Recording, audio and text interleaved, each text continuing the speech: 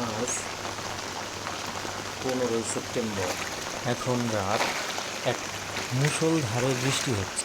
রিক্সা না পেয়ে হেঁটে হেঁটে বাসায় যাচ্ছি। এটা ঢাকার মিরপুরের শেওড়াপাড়া এলাকা। রাস্তায় বৃষ্টির পানি জমে গেছে, কারণ ম্যানহোলের ঢাকনা ময়লা জমে বন্ধ হয়ে গেছে। দেখুন দর্শক, কত রকমের আবর্জনা ঢাকনার মুখে জমে আছে।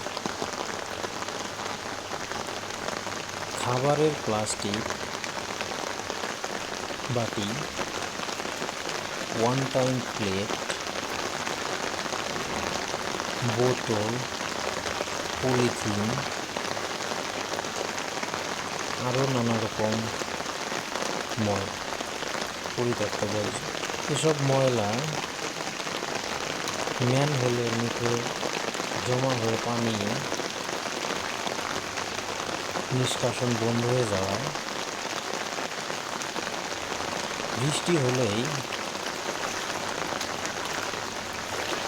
তৈরি হয় জলাবদ্ধতা। তো ঢাকা শহরে এই যে পানি জমে জলাবদ্ধতা তৈরি হয়, তাই এর দায় আমাদের। আমরা অভ্যাসগত কারণে চিপসের প্যাকেট, প্লাস্টিকের বোতল, one time cup, one time plate যেখানে সেখানে ফেলে দিই, যেগুলো বৃষ্টির সময় ভেসে গিয়ে ম্যানহোলের ঢাকনা আটকে যায়, আর তখনই তৈরি হয় জলাবদ্ধতা। এর ভুক্তভোগী কারা?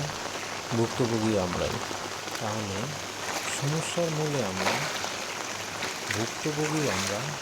এই সমস্যা থেকে মুক্তির জন্য আমাদের কি সচেতন হওয়ার প্রয়োজন আছে নাকি নেই?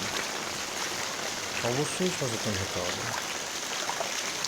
যেখানে সেখানে আবর্জনা না ফেলে নির্দিষ্ট ঝুড়িতে ফেলতে হবে, অথবা নির্দিষ্ট ড্রামে ফেলতে হবে, যেগুলো পরিচ্ছন্নতা কর্মীরা পরবর্তীতে নিয়ে একটি নির্দিষ্ট স্থানে ফেলবে।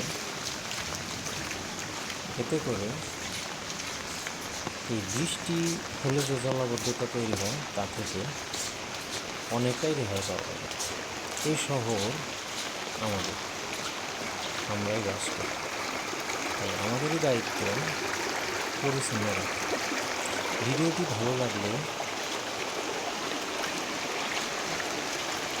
সময়ের অসঙ্গতি চ্যানেলটিকে সাবস্ক্রাইব করে বেল আইকনটি বাজিয়ে দিন।